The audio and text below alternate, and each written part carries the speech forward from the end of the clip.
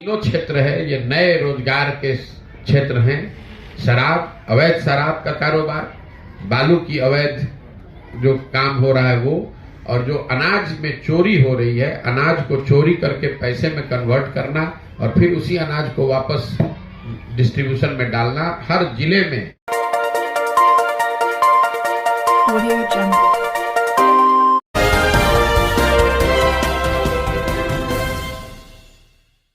एक ये नया अनाज माफिया पैदा हो गया जिसकी चर्चा अभी बहुत नहीं हो रही है, लेकिन जमीन पर इसकी बात सुगबुगाहट बहुत बड़े स्तर पर है।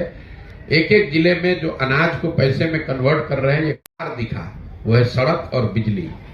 सड़क निश्चित तौर पर बिहार में उसमें सुधार हुआ है, नेशनल हाईवे, स्टेट हाईवे में तो निश्चित तौर पर सुधार है, लेकिन ग्रामीण सड़कों की स्थिति कमोवेश वही है जो आज से कभी लालू जी के जमाने में होती थी। ग्रामीण सड़क चाहे वो पंचायती राज की हो, मुख्यमंत्री प्रधानमंत्री संपर्क योजना की हो या ग्रामीण कार्य विभाग की हो, उन सड़कों की स्थिति भ्रष्टाचार और रख रखाव के अभाव में करीब करीब वही हो गई है जो 2005 से पहले हुआ करती थी। दूसरा क्षेत्र जिसमें सुधार दिखा वो है बिजली। निश्चित तौर पर बिजली हर गांव, हर टोले, हर घर तक पहुंच गया है, इसमें कहीं कोई दो मत नहीं है। लेकिन बिजली को लेकर जो लोग अभी तक समस्या बता रहे हैं वो दो है। एक तो लोगों की नजर में बिजली का बिल ज्यादा और गलत आ रहा है। लोग 10, 20, 50 हजार रुपए तक का बिल दिखाते हैं। एक बार बिल गलत आ गया तो DCLR और लोक अदालत का चक्कर लगाते रहिए, आपको कोई सुनवाई होने वाली नहीं है।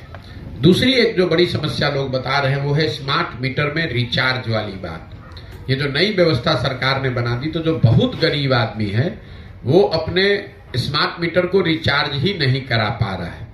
पहले जब उसको बिल का भुगतान बाद में करना था तो एक बार बिल आ गया तो लोग कुछ पैसा बचाकर पेट काट के किसी तरह बिल जमा करते थे। अब जब रिचार्ज उसको एक बार में कराना है वो पैसा है ही नहीं।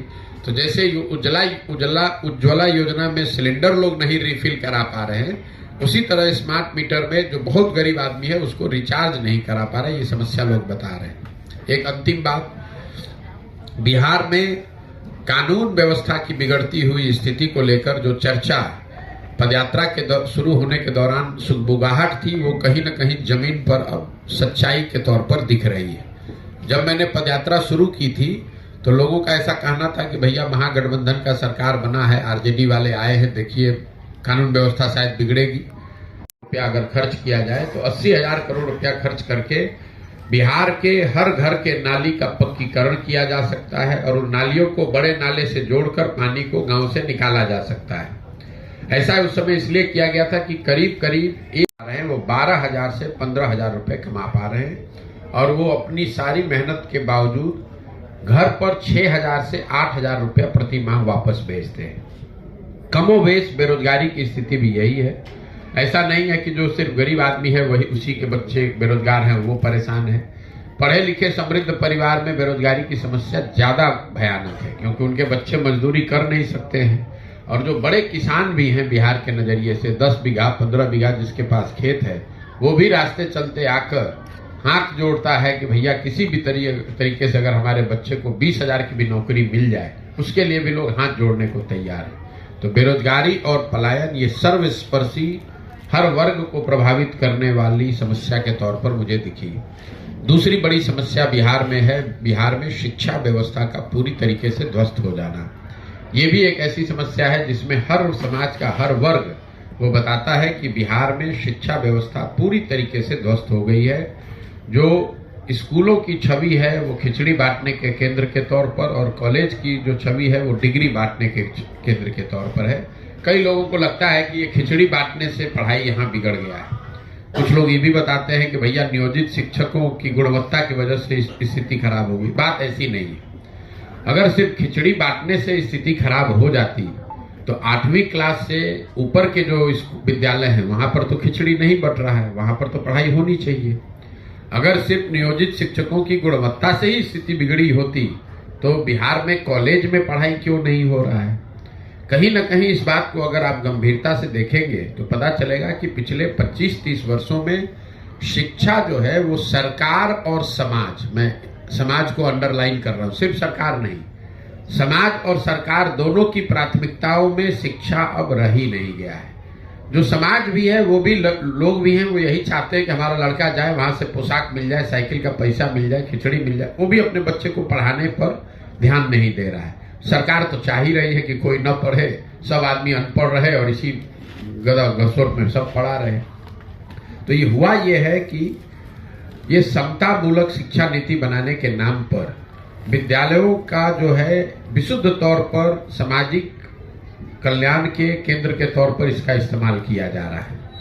और नतीजा ये हुआ कि जहां विद्यालयों के बिल्डिंग बने वहां पर शिक्षक नहीं है, जहां शिक्षक हैं वहां विद्यालय नहीं है, जहां दोनों है वहां छात्र नहीं है, जहां तीनों है वहां पढ़ाई नहीं है।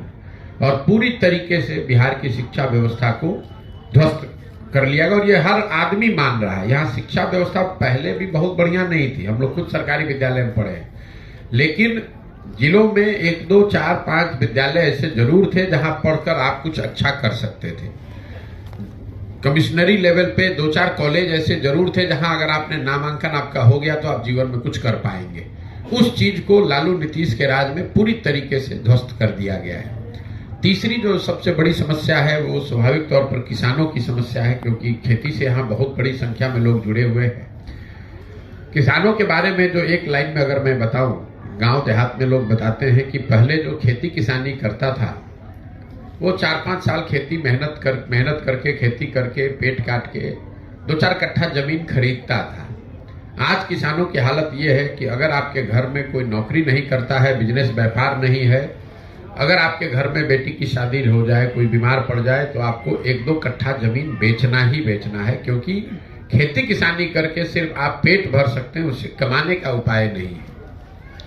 किसानों की जो हालात है वो इतने बुरे इसलिए है कि उसके 3 कारण हैं।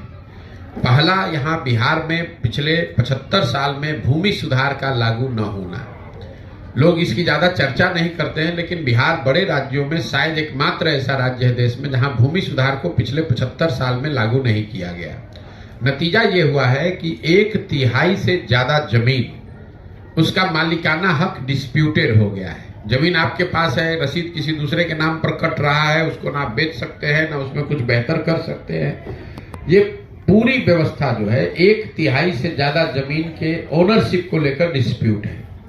तो उस जमीन का जो प्रोडक्टिव यूटिलाइजेशन, प्रमाण पत्र बनाना है, FIR कराना है, पासपोर्ट का वेरिफिकेशन कराना है, कोई ऐसा सरकारी विभाग नहीं है जहां बिना पैसा दिए हुए आप काम करा ले जाए।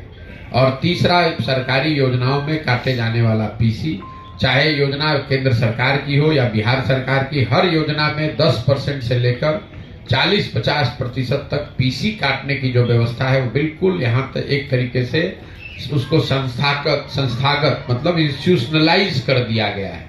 सबको मालूम है, मुखिया है, जिला पार्षद है, प्रमुख है, अफसर है, सबको मालूम है किस योजना में कितना % PC जमा कराना है। को लेकर कोई बहुत टिप्पणी इसलिए नहीं की है कि अब चलना यहाँ शुरू करेंगे और जब पूरा जिला चल लेंगे तो यहाँ डिस्ट्रिक्ट के लेवल पे मैं एक प्रेस वार्ता करके बेगूसराय के जो स्पेसिफिक अनुभव हैं वो आपसे साझा करेंगे। इसके अलावा अगर आपके कोई सवाल है तो आप वो सवाल कर सकते हैं। बहुत बहुत धन्यवाद। धन्यवाद सर। मैंने आपकी बातों को 2-3 सवाल है।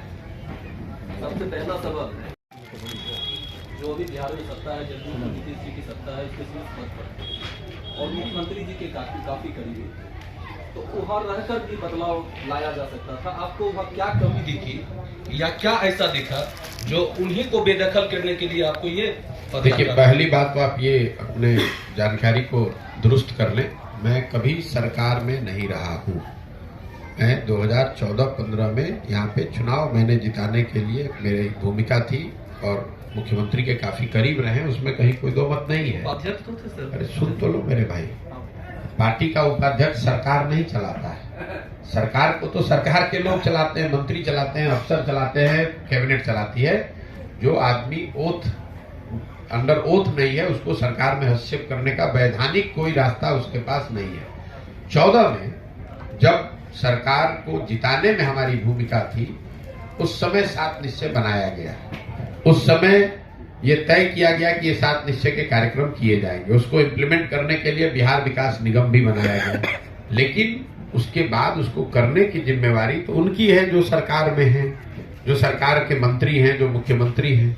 तो उनको दोष न देकर, अगर आप मेरा दोष नहीं, ऐसा सुनिए मेरी बात, अगर आप ये समझते हैं कि आपने क्यों नहीं किया, तो नहीं, अगर मान लीजिए आपकी बात को मान भी लिए कि हमारी गलती है, तो सुधार भी हम ही करेंगे।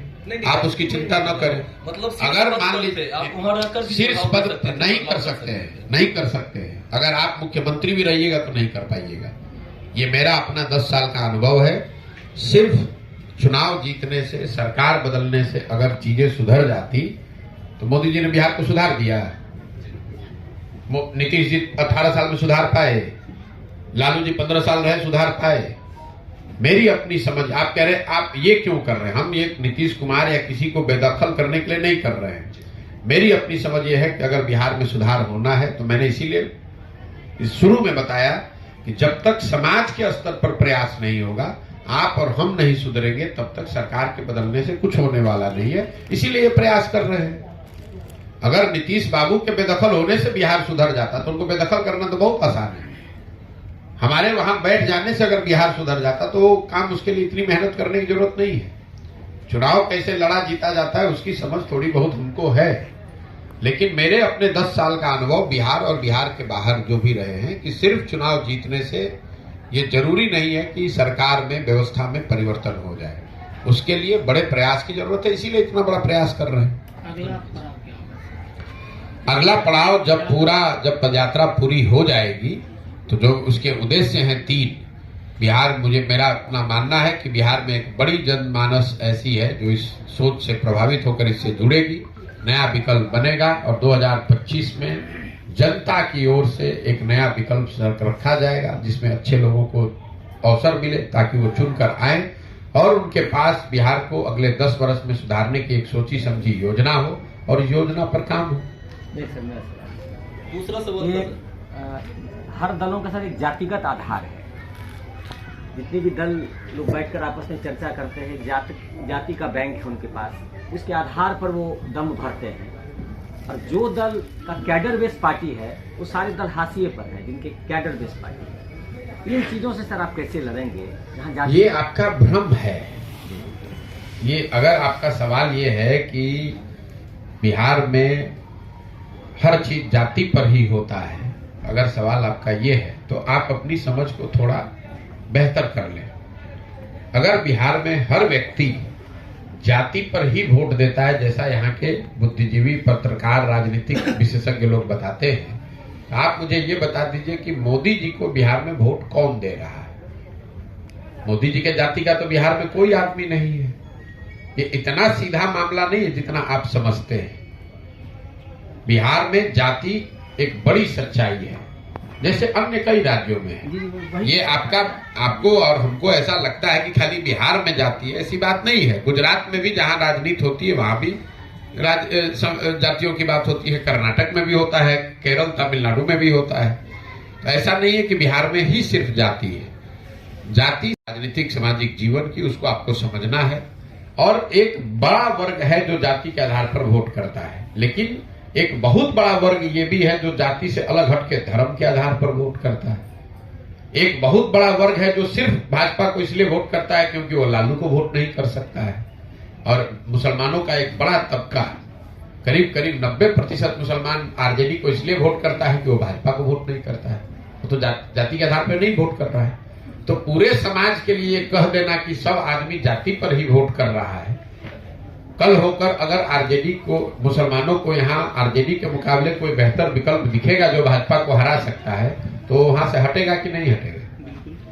तो कैसे आप कह दिया आपने कि कोई कैसे नहीं हटेगा? कल होकर जो लोग लालू के डर से मुफ्त में भाजपा को वोट दे रहे हैं, उनको बेहतर विकल्प दिखेगा तो हटेगा कि नहीं हटेगा? अगर जाति की बात को मान भी ले कि उसको कोई नहीं तोड़ सकता है, जैसा आप समझते हैं। और आपने ये दलों का दावा है। हाँ, दलों का दावा, सच्चाई नहीं है। आप CSDS का सर्वे उठाकर देख लीजिए। पिछले लोकसभा चुनाव में CSDS का सर्वे बताता है कि करीब 35% यादव समाज के लोगों ने बिहार में भाजपा को वोट दिया है। हम पूरे बिहार में तो लोग यही दावा करते हैं कि यादव जो है वो सिर्फ आरजेडी को ही वोट करता है। ऐसी बात नहीं है। ये तो एक संभव है कि यादव का एक बड़ा वर्ग आरजेडी को वोट करता हो, लेकिन हर यादव समाज का हर एक व्यक्ति आरजेडी का बंधुआ मजदूर है, ऐसा समझना गलत है। और ऐसा बताना उस समाज का अपमान भी है। ऐसा नहीं है, कोई समाज किसी का बंधुआ मजदूर नहीं है। ये जरूर है कि उसकी एफिनिटी किसी के प्रति ज्यादा हो सकती है, बंधुआ मजदूरी नहीं है। सर सारे और उसको वो विकल्प दिखेगा तो वो हाथ से छोड़ते देरी नहीं लगाएगा। सर सारे लोग बदलाव की बात करते हैं, हमारे मन में भी बदलाव है कि बिहार में बदलाव है, लेकिन जब नेतृत्व मिलता है तो खुद बदल जाते हैं। आपका इस संबंध में क्या कहना है? कौन बदल जाता है? जैसे कोई भी पॉलिटिकल दल हो या जैसे राजनेता हो, सारे लोग बदलाव, जैसे उदाहरण है केजरीवाल जी हैं, वो भ्रष्टाचार के अगेंस्ट में। देखिए बेकार की बात है, बात हो रही है बिहार की। अब आप उछल के चले गए केजरीवाल पे। एक मिनट समझिए, मेरा पॉइंट बदलाव, बिहार बदलाव की बात करते हुए लोग बदलाव लोकतंत्र में जरूरी है, बिल्कुल जरूरी है। और अगर वो आप ये कह रहे हैं कि बदलाव होने से भी सुधार हो, इसकी कोई गारंटी क्या है? बिल्कुल इसकी गारंटी है। अगर उसी आप और ये प्रमाण देख लीजिए, देश में सबसे आगे के जो राज्य हैं, दक्षिण के राज्य आज बहुत बेहतर कर रहे हैं। दक्षिण के जितने राज्य हैं, ये आंकड़ा याद कर लीजिए, कोई भी वहां नेता आज तक 10 साल से ज्यादा लगातार मुख्यमंत्री नहीं बना। न कर्नाटक में, न तमिलनाडु में, न केरल में नहीं बना। क्यों? न आंध्र प्रदेश में, न तेलंगाना में। वो राज्य तरक्की कर रहे हैं, फिर भी जनता वहां दूसरों को ला रही है, ताकि नेताओं पर भी दबाव है कि अगर आप काम नहीं कीजिएगा, जनता की अपेक्षा पर खरे नहीं उतरिएगा, तो आपको हटा दिया जाएगा। उसके मुकाबले बिहार को देख लीजिए, 32 साल से लालू नीतीश, इसके आगे जनता देख ही नहीं रही है। हमने लोकतंत्र, जो बात मैं आपको बता रहा हूं, समाज में कहीं न कहीं लोकतंत्र को आपने कमजोर कर दिया। आपको जिसको चुनना है चुनिए, लेकिन वो चुनाव, वो भरोसा 5 वर्ष के लिए है, 50 वर्ष की बंधुआ मजदूरी नहीं है। आपने लालू को चुन लिया, तब लालू को ही वोट दिए जा रहे हैं पिछले अगले 30 साल तक। एक बार नीतीश पर भरोसा, नीतीश जी ने पहले टर्म में अच्छा काम किया तो जनता ने उनको 2010 में बड़े बहुमत से जिताया, लेकिन अगर दूसरे टर्म में अच्छा काम नहीं किया तो जनता की जिम्मेवारी है कि उनको हटाकर किसी दूसरे को लाए, तभी तो लोकतंत्र चलेगा। इस तरह का है कि कोई कोलैबोरेशन नहीं है, जनता कोलैबोरेशन के आगे देख सकती है। आप भ्रम मत पालिए। 2010 में पॉलिटिकल कोलैबोरेशन, जिस गठबंधन की आप बात कर रहे हैं, नीतीश कुमार और भाजपा साथ में लड़े थे, 206 सीट मिला था। वही कोलैबोरेशन अभी 2020 में जब लड़े तो 125 सीट नहीं मिला। जनता इतना बेवकूफ है। तो सर 24 में मैं किसको वोट दूं, आप बता दीजिए। हम क्यों बता दे भैया, आप अपने 2024 का चुनाव है, मैं कहाँ जाऊँ? आपके पास जो विकल्प दल आएगा, अरे भैया हम ही को कहे आप वोट दीजिए, आपको जो विकल्प अच्छा लगे उसको दीजिए। वही ना, मतलब मैं कहाँ जाऊँ? आप तो अरे आप बदलाव की बात आप करते हैं, मैं कहाँ बदल के जाऊँ? इससे आप अपने आप को आपने इतना निरीह बना लिया है, इसीलिए तो भोग रहे हैं, भोगिए। और इसी तरह आपने, अगर आपको लगता है कि कोई नहीं था तो अभी तक काहे नहीं बनाए नया दल? प्रशांत किशोर का इंतजार कर रहे, मर जाएंगे तो आप अपना जिंदगी नहीं जिंदा रहिएगा। चलिए ठीक है सर, अंतिम सवाल, ये लास्ट सवाल है कि आप अपना दल बनाएंगे या किन्हीं के साथ जाएंगे? फिर फालतू का बात, मतलब सवाल आप याद नहीं, आप क्या है जी, आप सवाल अपना लिख कर लाए हैं घर से? नहीं, जो हमने 40 मिनट बोला, सुनिए ना मेरी बात, लिख के लाना मतलब दिमाग में, दिमाग में कंसेप्ट है। मैं हम जो बोल रहे हैं उसको आपने सुना ही नहीं। हमने कहा कि पूरा बिहार चल के जनता की मदद से नया दल बनाएंगे और 2025 में जनता के सामने वो विकल्प रहे, ये बात बताई। अब उसको आपने सुना ही नहीं, या सुनकर अनसुना कर दिया, फिर वही आप कीजिएगा, किसके साथ गठबंधन कीजिएगा। हमारे मन में कुछ सवाल है, उसका जवाब तो आपने दे रहे, किसका जवाब दे रहे? तो जवाब दे रहे हैं। अपना दल बनाएंगे या कहीं जाएंगे या कुछ भी नहीं करेंगे, या फिर जनता? दोनों ही नहीं करेंगे, क्योंकि आप सुन ही नहीं रहे। मैंने कहा कि कोई दल हम अपना नहीं बनाएंगे, जनता यहाँ मिल के दल बनाएगी। दूसरा बात, जब दल अभी बना ही नहीं है तो गठबंधन का सवाल कहाँ है? तीसरी बात, अगर बिहार की जनता मिलकर दल बना रही है तो गठबंधन काहे करेगी? इसी गठबंधन से मुक्ति के लिए तो इतना प्रयास कर रहे हैं। कुछ लोगों का सर 2024 को पदयात्रा लेके चल रहे हैं, बदलाव की मांग कर रहे हैं, लेकिन 2024 जो लोकसभा चुनाव उसको अब टारगेट नहीं करके सीधे 25 को टारगेट कर रहे हैं। तो कुछ लोग ये र्यूमर भी फैला रहे हैं कि नहीं, ये तो भाजपा को क्या करें, मदद करने के लिए चल रहे हैं। नहीं, देखिए बात ये है कि जो बात हम कह रहे हैं जनता के सामने, ये कोई टारगेट हमने बाद में नहीं चेंज किया है। 5 मई 2022 को जब हमने जन स्वराज की घोषणा की तो ये कहा कि दल तभी बनेगा जब हम पूरा पदयात्रा कर लेंगे। उसके बाद से हम कोई टिम्बकटू घूमने गए नहीं है। बिहार की जनता देख रही है, आप लोग देख रहे हैं कि 16 महीने से हम घर परिवार छोड़कर प्रतिदिन चल ही रहे हैं। लेकिन जब पूरा बिहार कहा है कि चलेंगे, तो चलने के बाद ही तो बना सकते हैं। अगर हमको खुद ही दल बनाना होता तो पटना में बैठ के पहले ही बना लेते। लेकिन जब हम मान लीजिए कि बेगूसराय आज पहुंचे, बेगूसराय के लोगों से मिले ही नहीं, तो कैसे पता चलेगा कि बेगूसराय में किन लोगों को साथ में लेकर दल बनाना है। अगर बेगूसराय कर लिए तो खगड़िया तो पहुंचे नहीं, मुंगेर तो गए नहीं, कटिहार पहुंचे नहीं। तो जब तक कम से कम 2/3 बिहार हम कर न ले, तब तक दल नहीं बन सकता है। अगर उसके बाद जो भी चुनाव आएगा, चाहे मुखिया का चुनाव आए कि लोकसभा का चुनाव लड़ा जाएगा। और उससे पहले अगर विधानसभा का भी चुनाव आ जाएगा तो भी नहीं लड़ा जाएगा। सिंपल बात।